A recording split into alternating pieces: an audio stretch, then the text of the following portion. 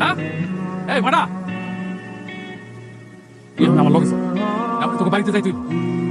কি হয়েছে খারুল ভাই হঠাৎ করে বাড়িতে যাবো কেন বাবা শরীর ঠিক আছে তো বাবা পয়সা নাই কি কইতেছেন আপনি আমার পয়সা নেই মানে ভাই আমারে এরকম করে আসলে দিতে পারে না আমার লাগে যখন কালকে কথা হইলো আমার যে অসুস্থ থাকতো আমার যখন জানাই তো কি হয়ে গেল ম্যাডাম আমি এখন বাইরে কিরে হ্যাঁ কথা নাই বার্তা নাই হুট করে বাড়ি থেকে বাইরে চলে দিতেছ মানে এই বাড়ির নিয়ম কানুন কি সব ভুলে গেছিস নাকি তুই কেন তুই জানোস না এটা কি নতুন নাকি এটা তো পুরাতন অভ্যাস সে তো কোনো কিছু করার আগে কারো অনুমতি নেয় না এই দুপুরবেলা হুট করে বাড়ি থেকে বলে যাচ্ছে না সেই ময়নার পাপ করে আমার কষ্ট শুনবো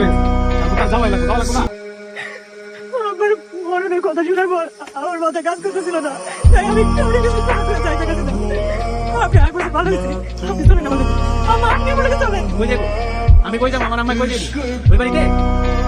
আমি কি করবো আমার মা যে কি করবো তোর বাপে তো বই লাগে আমার আর বিপদের মধ্যে ফালাই গেছে আমার কইছিল এই মাসে পেনশনের টাকাটা পেলে আমরা টাকাটা দিব এখন কি ব্যাপার টাকাগুলো পাবো বই লাগে একটু কষ্ট করতেছে না টাকা করে নিয়ে চিন্তা করতেছে না আরে তোর কষ্ট খেয়ে বুড়ি আমি কষ্ট পাইলে কি তোর বাপে ফিরে গো হ্যাঁ নাকি আমি আমার টাকাগুলো পাবো শোন বাপে যেহেতু মরে গেছে যাইতে যা আটকাবো না কিন্তু শোন টাকা ছাড়া এই বাড়িতে তুই পাড়া দিবি না তোর মারে ভালো করে বুঝে কবি আমার সময় তোর টাকাগুলো দিয়ে দেয় নিয়ে যাও আমি একে যদি মানুষের খারাপ করবো আপনি আমার লাগে চলেন আমি আমার কাছে যাই না হয় এই টাকার কথা বলে আপনি চলেন তুই তো বেশি কথা বলতে শোন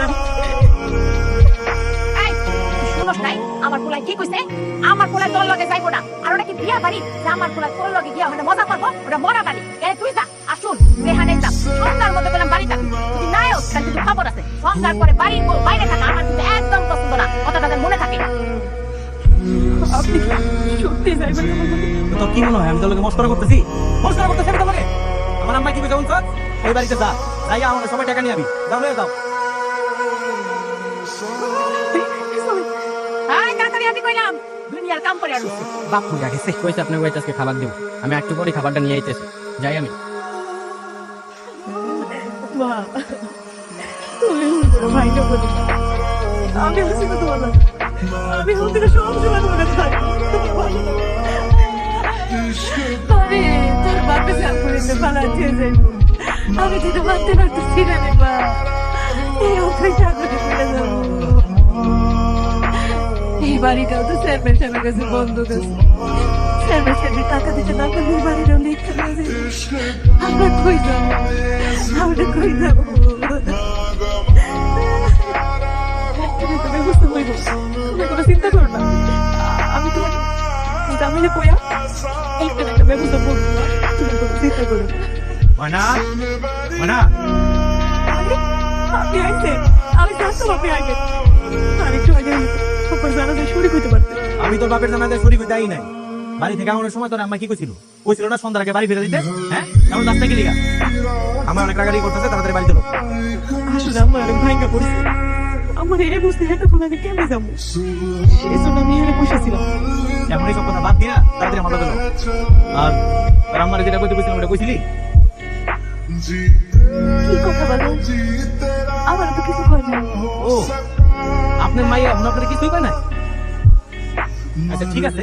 আপনার মাইয়া যেহেতু কিছু কয় না এখন তো আমার কিছু করার নাই বাধ্য হয়ে আমার কথাগুলো কইতে হবে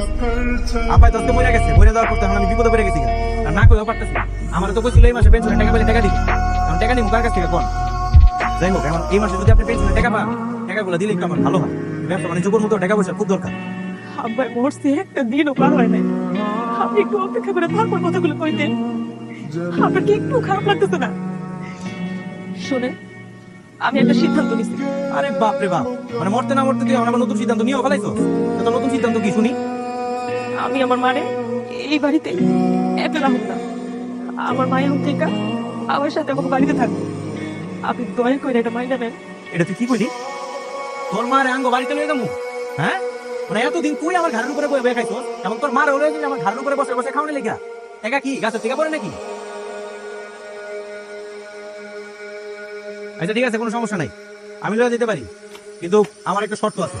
শর্তটা হইতাছে আমি একবার সময় দিব এই এক মাস সময়ের মধ্যে যদি তোর মা আমার টাকা দিতে পারে তাইলে আমি লয়ে যাবো দেখ আমার সঙ্গে রাজি কিনা আপনার সব সত্য আপনার সব সত্য। তাহলে তো সব কথা হয়ে গেল। আচ্ছা আম্মা, এক্সট্রা টাকা তো কবে পাইবে? আপনি কি কিছু জানেন? বাবাজি, সামনের মাসে তোমার শ্বশুরের সব পেনশন টাকা পেয়ে যাবো। তুমি কোনো চিন্তা করো না বাবা। পেনশনের টাকা আমি পাইলে তোমার শ্বশুর করে কথা দিয়ে দেবো। তোমাকে সব টাকা দিয়ে দেবো, সব টাকা দিয়ে দেবো। আমি যাবো না, আমি এই বাড়িতেই থাকবো। আম্মা, তুমি আমার একই কথা বলতেছো।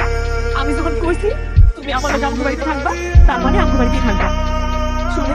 আমায় তো কইলো 1 মাসের মধ্যে আপনার সব টাকা শোধ করে দেবো। এখন তো আপনার আর কোনো সমস্যা নাই। বিয়ের পর থেকে তো একই কথা শুনতেছি, এখন আর এইসব কথা শুনতে আমার ভালো লাগে না। আমার কথা একটাই, 1 মাসের মধ্যে যদি তোর মা আমার টাকা দিতে পারে তাইলে আমি তোর ওই বাড়িতে রাখবো, তোর মার ওই বাড়িতে রাখবো। আর যদি টাকা দিতে না পারে তাহলে সোজা মা মায়ের এই বাড়িতে পাঠাবি। আর মরলে মর, বাঁচতে বাঁচতে আমার কিছু যায় আসে না। আমি তোমার কথা দিতেছি বাবলা, আমি তোমার সব টাকা শোধ করে দেবো। আচ্ছা ঠিক আছে, ঠিক আছে, তাহলে এই জায়গায় দাঁড়ায় দাঁড়ায় সময় নষ্ট না করি। আমার আবার ওইদিকে চিন্তা করতেছে, কত হোক এ তো ছেলের বউ। যাও তাড়াতাড়ি ব্যাগপত্র গুছালো, বাড়ি ফিরে যাইতে হবে। আপনি অপেক্ষা করেন, আমি যাইতেছি।